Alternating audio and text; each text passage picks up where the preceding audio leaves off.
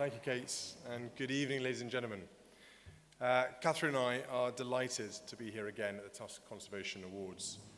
It's always a pleasure to help celebrate the exceptional achievements of the award winners and finalists. I would like to acknowledge the support of all tonight's sponsors, particularly Investec Asset Management and Land Rover, for continuing to make this evening possible. Thank you for your generosity.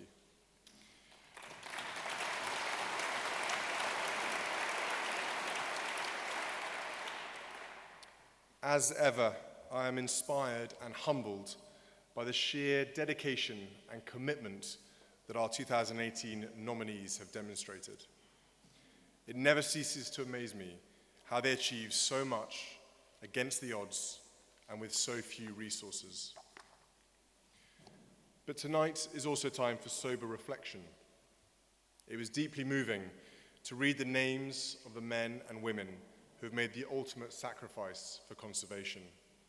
Their deaths are a terrible and tragic loss.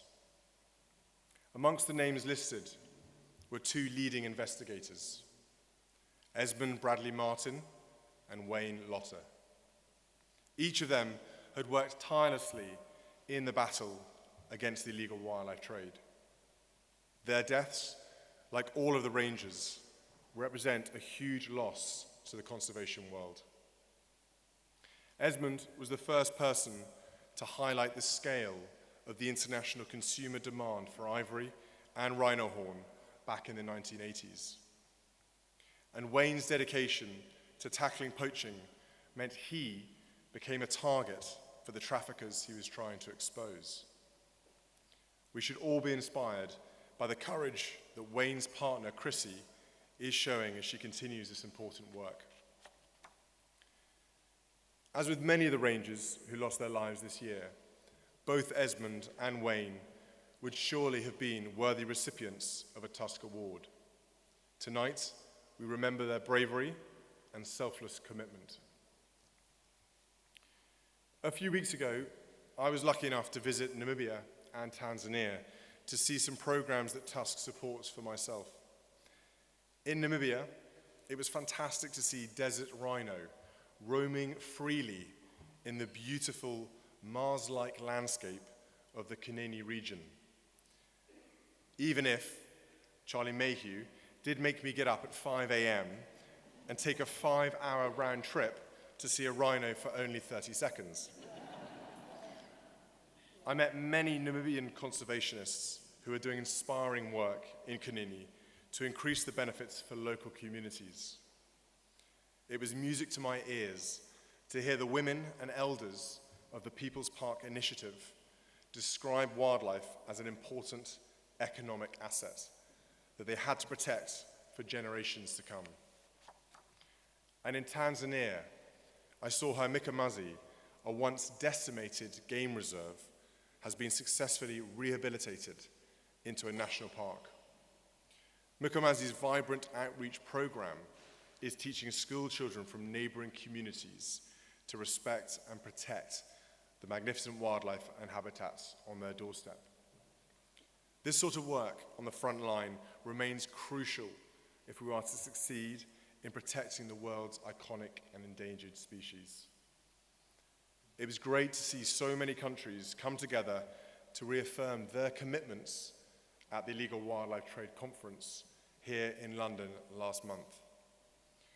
But for the tide to really turn on the trade, we require consistent global political leadership and action. Recent announcements that weaken commitments on rhino horn and tiger parts are deeply concerning. We must fiercely protect the fragile gains we have made. These gains are even more important in the face of last week's Living Planet report. This was a stark reminder that in just 40 years, we have destroyed 60% of the world's mammals, fish, birds, and reptile species. Our own survival is reliant on our ability to reverse the terrifying decline in the world's biodiversity.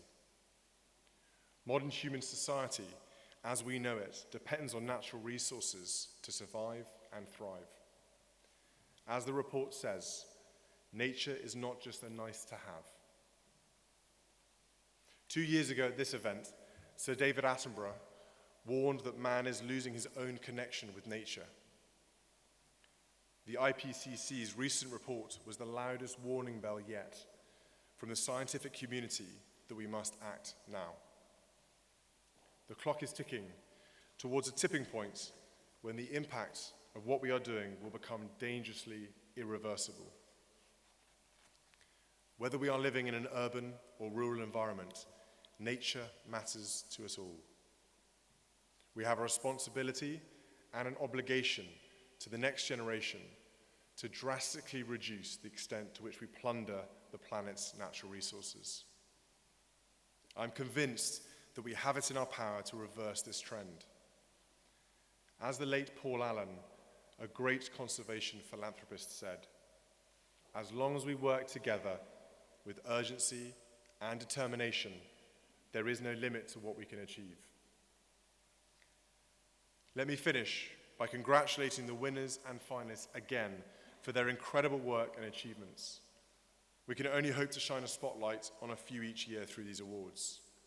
But in doing so, we rightly continue to uncover some of the unsung heroes of conservation in Africa.